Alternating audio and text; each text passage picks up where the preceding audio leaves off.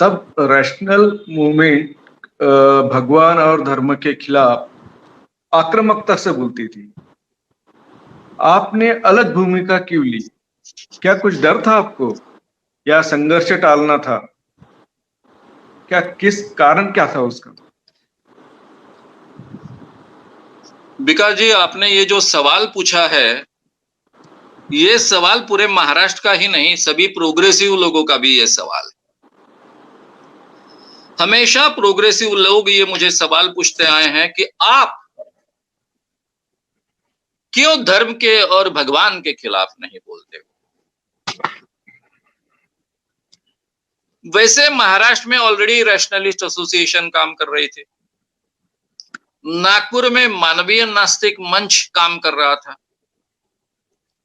ये दोनों संगठन मानते थे कि जब तक धर्म और भगवान के खिलाफ हम नहीं बोलेंगे, तब तक अंधविश्वास दूर नहीं हो पाएंगे। अब ये जब बात मैंने उनसे सुनी, हालांकि मैं अंबेडकर जी को बहुत पढ़ता था, फुले जी को मैंने पढ़ा था, मैं इन विचारों को बहुत अच्छे ढंग से जानता था, लेकिन मैं गांधीयन परंपरा से आया था। मैंने गांधी जी को भी बहुत बारीकी से समझा था और खास कर संत परंपरा का नए सिरे से मैंने विचार करना शुरू किया था। जब मधुकर केचे जी ने मुझसे कहा कि आप बिल्कुल गाडगे महाराज जैसा ही काम करते हो, तब मैंने गाडगे महाराज का बहुत गहराई से अध्ययन किया। हालांकि मुझे तुकडोजी महाराज के बारे में काफी जानकारी थी, मैं उनसे मिला था, मेरे पिताजी के वे मित्र भी थे। उनकी ग्राम गीता पढ़ी थी, उस पर मैंने एक एसे लिखा था कॉलेज में, उसमें उसको मुझे प्राइज भी मिला था। लेकिन गाडगे महाराज जी के बारे में मैं कुछ ज्यादा नहीं जानता था। मैंने उनके बारे में काफी जानकारी प्राप्त की और मुझे लगा इस मार्ग से मैंने जाना चाहिए। ये मेरे दिमाग में चल ही रहा था। उन्हीं दिनों में बी प्रेमानंद जी के साथ में मैंने दौरे किए। मैंने कहा विदर्भ का दौरा किया, बाद में गुजरात का दौरा किया और उसी के बाद में मैं 4 दक्षिण के प्रांतों में उनके साथ में गया। 4 महीने घूम रहा था। अब वहां पर मैंने कोई भाषण नहीं दिया। मैं वो नाटक करना नहीं चाहता था कि मैं कुछ भी टूटी-फूटी इंग्लिश में बोलूंगा, कोई तो भी उसका भाषांतर करेगा। श्याम मानव नाम का कोई व्यक्ति आया, कुछ तो भी बोल रहा है।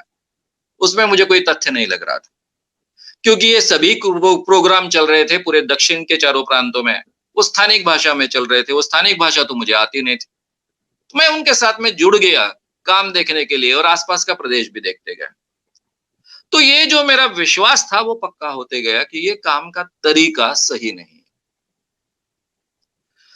जो महाराष्ट्र की संत परंपरा है, संत ज्ञानेश्वर से लेकर संत गाडगे महाराज तक जो काम करते आए, उस ढंग से अगर काम करते हैं तो ही लोगों को विश्वास में ले सकते हैं और लोगों को बदल पाते हैं। फिर मेरा एंथ्रोपोलॉजी का भी विश्वास। एंथ्रोपोलॉजी इस विषय का, यानी जिसको मानव वंश शास्त्र कहते हैं, ये विषय मुझे बहुत प्रिय है। मैं इसका काफी अध्ययन करता हूं। इस विषय का अध्ययन करते वक्त मुझे भगवान की कल्पना इंसान ने कैसे निर्माण की उसका क्रम मिल गया।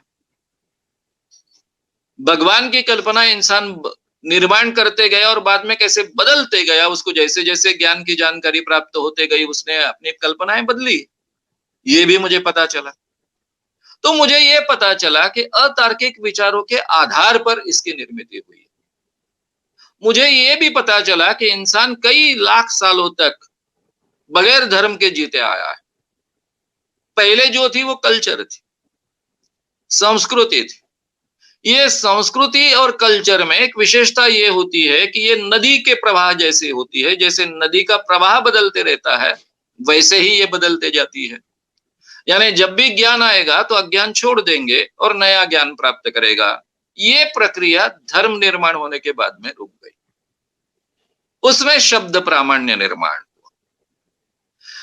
हमारी लड़ाई केवल इस शब्द प्रामाण्य के साथ में है कि एक बार जो धर्म ग्रंथ में कहा वो 100% सही, उसके बाद में उसके बारे में अगर नई जानकारी प्राप्त होती है, नया ज्ञान प्राप्त होता है, तो भी हमने स्वीकारना नहीं। हमारी लड़ाई केवल यहां तक। रहा सवाल भगवान का, तो भगवान की कल्पनाएं सुधारने का काम ये संत परंपरा ने किया है, विवेकानंद जी जैसे व्यक्ति ने किया है। और भारत में एम्पल चॉइस है। भगवान की कल्पना निर्गुण निराकार भी है। इसलिए भगवान की कल्पना जो लोग आज सोचते हैं वो सही नहीं है, ये ऑलरेडी संतों ने कहा है, विवेकानंद जी जैसे व्यक्ति ने कहा है, गाडगे महाराज जैसे व्यक्ति ने बार-बार समझाया है, टुकड़ोजी महाराज जैसे व्यक्ति ने बार-बार समझाया है। तो हम इस मार्ग से हमको जाना चाहिए, ये मुझे लग रहा था। और उसी समय मेरा साइकोलॉजी का बहुत गहरा अध्ययन था। काफ़ी साइकोलॉजी का अध्ययन मैं करता था और केवल अध्ययन नहीं करता था, उसके प्रयोग भी करता था। तब भी मेरे ध्यान में आया कि लोग अगर भगवान के बारे में हम कुछ बोलते हैं, धर्म के बारे में कुछ बोलते हैं, तो कुछ सुनना नहीं चाहते। अगर किसी में परिवर्तन करना है, तो एक ही पर्याय है परिवर्तन के लिए कि उसकी सोच बदले। सबसे पहले उसकी तार्किक बुद्धि जागरूक करें। ये तार्किक बुद्धि के आधार पर कुछ चीजें वो स्वीकारे, तब वो गलत चीजें नकार सकता है। यही प्रक्रिया बदलाव की होती है। अगर ये प्रक्रिया हमको उपयोग में लानी है, तो लोगों ने सुनने के मूड में होना चाहिए, तार्किक बात करने के मूड में होना चाहिए, और इसलिए उनमें से एक हम बनेंगे तभी ये संभव होगा। इन सब बातों का मिला-जुला परिणाम ऐसा हुआ कि मेरे मन में ये आया कि ये संतों ने जिस ढंग से काम किया है, उस ढंग से हमने काम करना चाहिए। यानी हम धर्म के खिलाफ नहीं, भगवान के खिलाफ नहीं, केवल धर्म और भगवान के खिलाफ न होते हुए भी जो लोग उसका नाम लेकर, यानी धर्म का नाम लेकर, भगवान का नाम लेकर आम इंसान का शोषण करते हैं, उनको ठगते हैं, उनके खिलाफ ये मूवमेंट है, ये भूमिका लेकर मैंने इस काम की शुरुआत की। अब जब मैंने ये शुरुआत की तो मेरे काफ़ी मित्रों ने मुझे विरोध किया, क्योंकि मेरे सभी मित्र साथ में तो वो प्रोग्रेसिव विचारों के थे। उनके दिमाग में ये सेट था कि जब तक भगवान और धर्म को उखाड़ फेंकेंगे नहीं, तब तक कोई भी अंधविश्वास दूर होने की गुंजाइश नहीं। ये उनकी विचारधारा में पूरी तरह से पक्का था। तो ये मेरे जो मित्र थे, मैं जो बात कहने जा रहा हूँ इसलिए उनके नाम नहीं ले रहा हूँ। मीटिंग में मुझे पकड़ते थे, कहते थे, ऐसे कैसे अंधविश्वास दूर होगा? ये अंधश्रद्धा निर्मूलन का काम ही नहीं होगा। हमको धर्म के खिलाफ बोलना चाहिए, भगवान के खिलाफ बोलना चाहिए, उसको उखाड़ कर फेंकना चाहिए। मैं उनके साथ में आर्गुमेंट नहीं करता था, मैं उनको ज्यादा डिस्टर्ब नहीं करना चाहता था, दुखाना नहीं चाहता। मैं उनसे एक ही सवाल पूछता था कि आपको लगता है क्या मैं डरता हूं, इसलिए मैं भगवान और धर्म के खिलाफ नहीं बोलता हूं?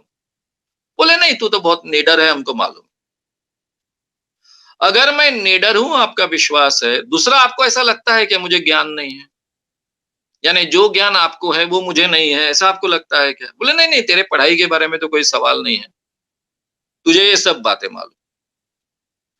मेरे प्रामाणिकता पर आपका विश्वास है कि नहीं? वो बोले हाँ, उस पर भी विश्वास है। तो आप कहते हो कि मैं निडर हूं, आप कहते हो मेरा काफी अध्ययन है, आप कहते हो मैं प्रामाणिक हूं, तो मुझ पर विश्वास रखिए। मैं जिस ढंग से इस संगठन का निर्माण करना चाहता हूं, जिस ढंग से चलाना चाहता हूं, जिस ढंग की भूमिका लेना चाहता हूं, वो लेने दीजिए, आप सपोर्ट कीजिए। मैं भगवान के खिलाफ न बोलते हुए, धर्म के खिलाफ न बोलते हुए लोगों में कैसे बदलाव होता है, ये आपको प्रूव कर कर बताऊंगा। मुझे कम से कम 2-4 साल का तो अवसर दीजिए, और 2-4 साल में अगर मैं कुछ कर नहीं पाया तो फिर हम अलग से सोचेंगे। और मेरे ये सभी मित्र इतने विशाल हृदय के थे कि उन्होंने इस बात का समर्थन किया।